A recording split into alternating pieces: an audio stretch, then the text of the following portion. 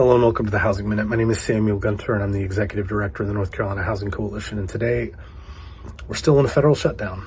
And today we are still in a state with no budget. And it doesn't look like we're going to have one before the end of the year. Now, you've heard me talk quite a bit in this space on our Housing Matters to NC podcast and other places about what the impact of that is going to be to the work that you do, putting units in the ground, keeping folks in their homes, getting folks off the streets, and so on. And the impact is significant.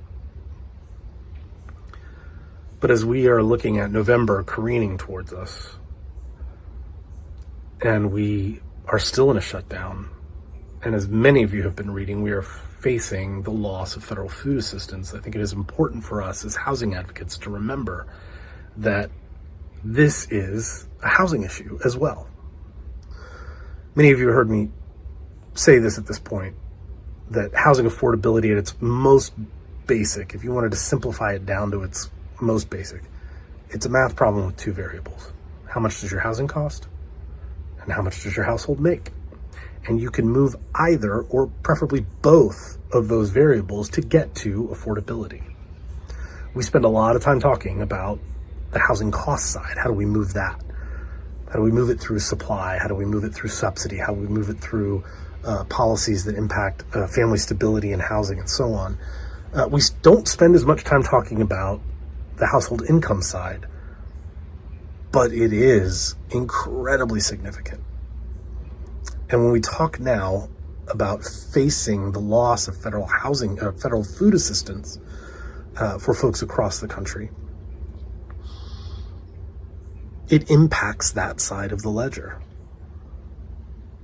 It impacts that household income side of the ledger, because when you are down at the lowest end of the income spectrum, the math is already impossible and every penny counts.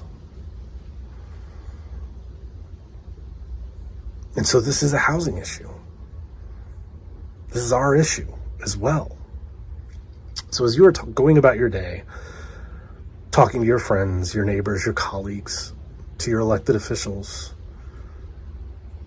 making sure that they understand very clearly that this is a housing problem as well. Unfortunately, I don't have any good news for you on when this shutdown is going to end. It looks like we are at an impasse and no one is blinking. Hopefully we will have better news for you in the future, but until then, it is critical to continue to apply pressure, to continue to communicate to our elected officials what the impact of the cuts, the shutdown, the proposed RIFs, reductions in force to federal staff are going to have for our communities.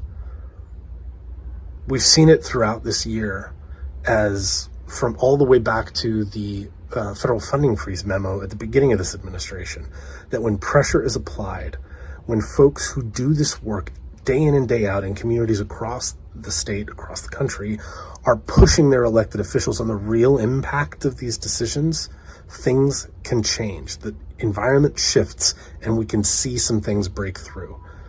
And so now, more than ever, we're saying more than ever a lot lately, but we need to continue to push. Even if it feels hopeless, we need to continue to push, because the impact on our communities is profound.